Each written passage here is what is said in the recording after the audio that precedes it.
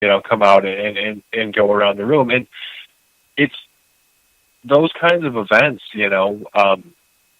they happen to people. I've seen shadow people myself. Um, I the house I grew up in, I would see stuff like that.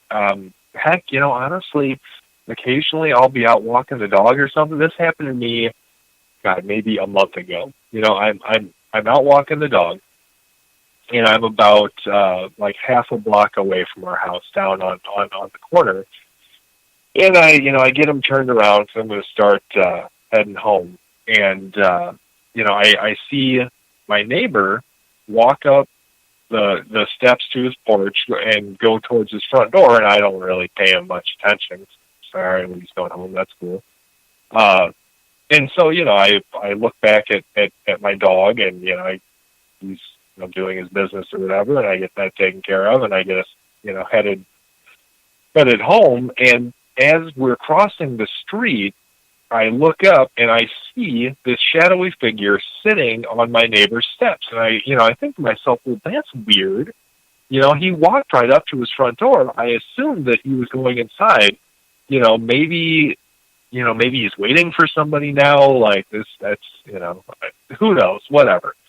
But then as I'm looking directly at this opaque, black figure sitting on his steps, it disappears, like right in front of my eyes. And at that point, I don't know what the heck it was, but it certainly wasn't my neighbor sitting, on his front steps. But that kind of stuff happens to people. I don't know what it was. I couldn't begin to apply any sort of meaningful narrative to it, outside of my experience or describing my experience as best as I am able.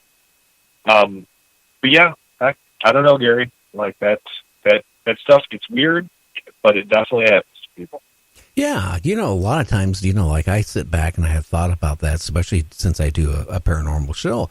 Could it have been like a light from one of the neighbor apartments, somehow, cast a light or shadow in the room? I don't know. I was a young kid, but it was enough when you're that age. It scares you, enough for a few years after that. You don't even, in the night, you don't even reach underneath your bed, to grab anything.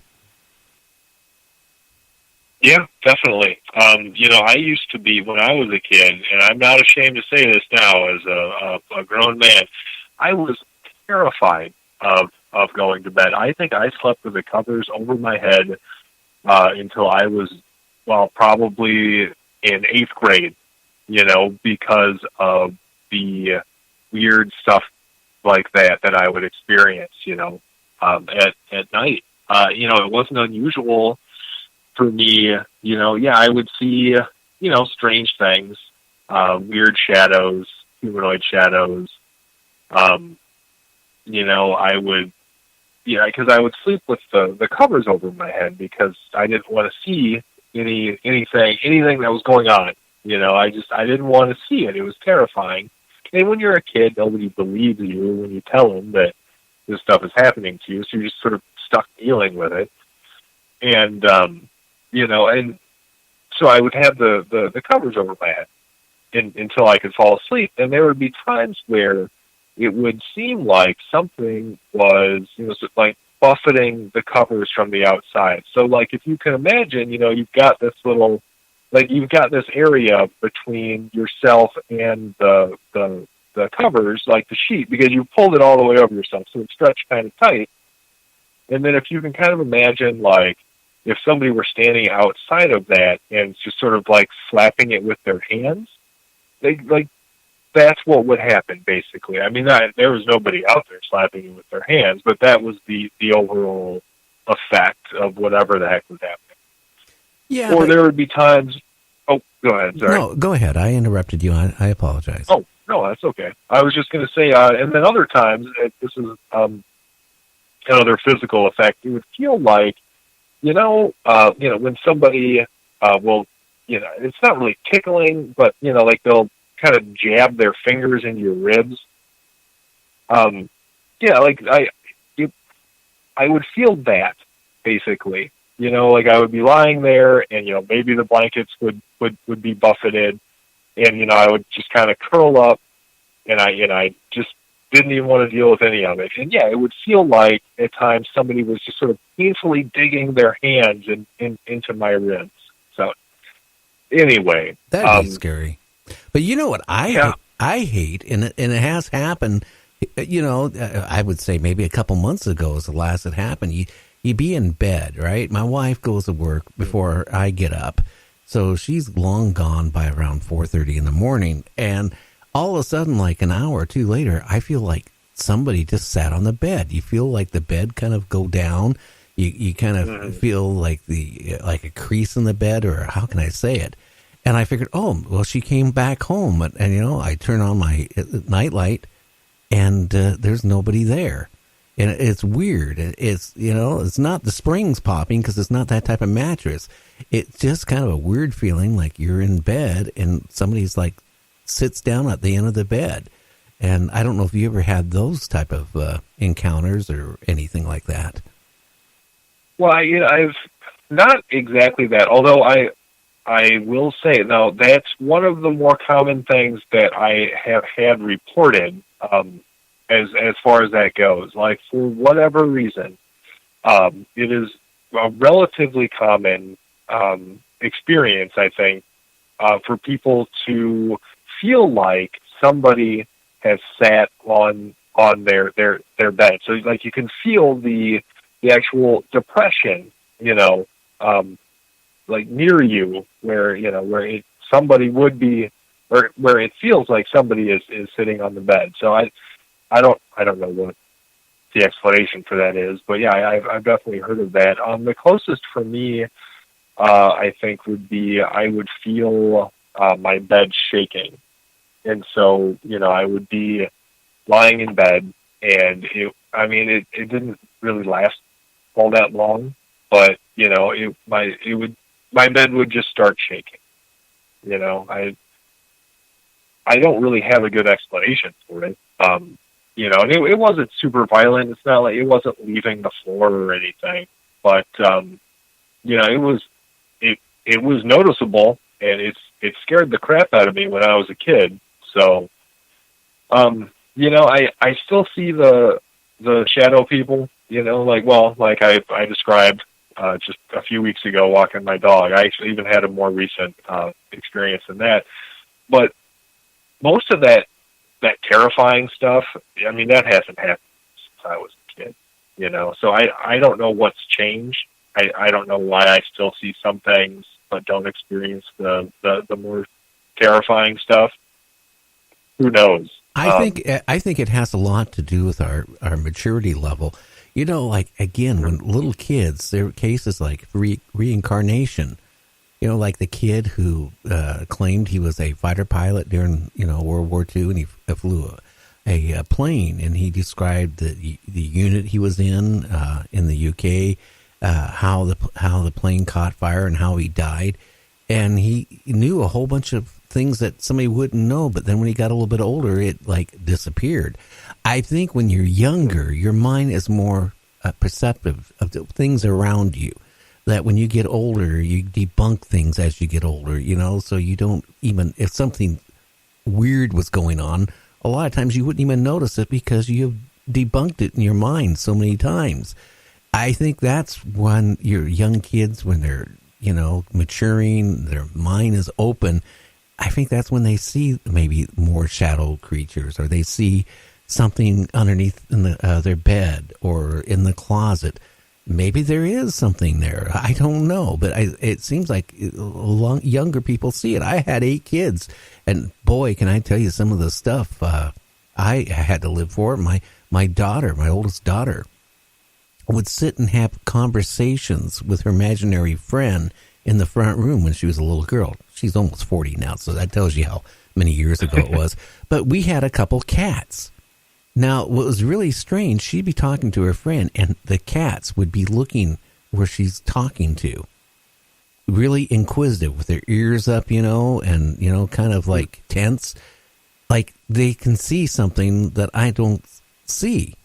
And that went on for, well, a couple years, and then it gradually went away. But I'm just wondering if younger people can see things that we just don't see. And then we get older, we forget about it because, we just debunked it as we get older. I don't know. Yeah, I mean, that's certainly a popular explanation, I think, sort of the idea that, children are either closer to the invisible world or a sort of more spiritual element because, they are so young and they were just born, they just came into the world. Or really more like what you're saying where, rather than applying any spiritual narratives or whatever, there's just a part of human development where we sort of reach the point where we have the, I don't know if cognitive abilities is the right word, but the right phrase, but that's what I'm going with, where we have the cognitive ability to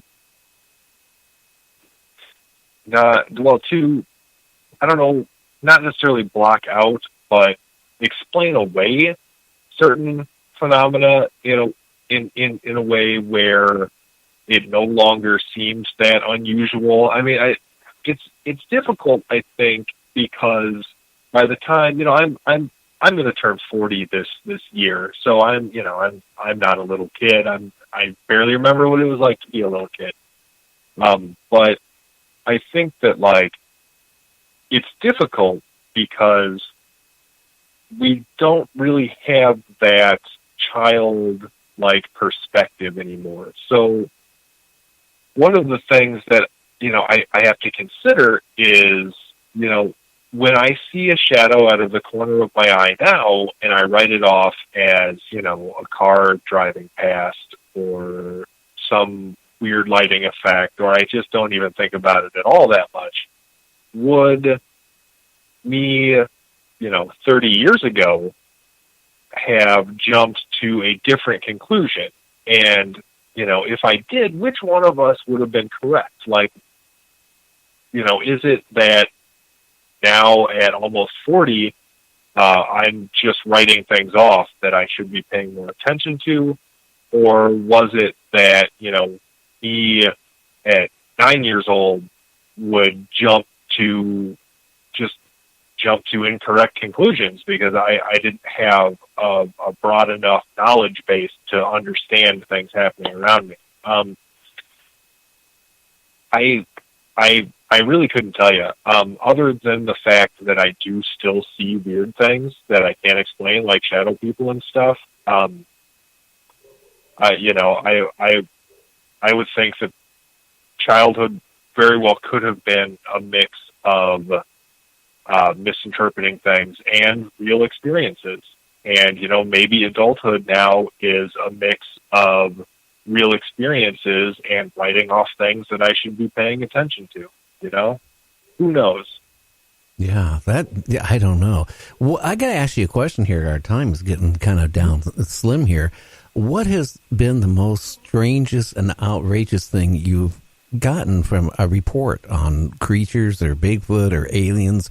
One that really sticks in your mind that you can share? Outrageous report. So, why don't I go, just because this is fresh on my mind. Now, I don't know if this is the most outrageous thing that I've ever heard, but it is one of the most unique things that has ever crossed my desk. So, a friend of mine, Adam, over at the Pine Barrens Institute, he's a cryptid researcher, and so he had a lady contact him regarding a sighting that she had near Beloit, Wisconsin, about, I want to say it was in 2013. And so he passed her contact info on to me. I have more experience interviewing people, and he's more of a researcher. So I talked to this lady, and basically what her experience was. She was driving with her husband on their way home from work outside of Beloit, Wisconsin in 2013. It was springtime.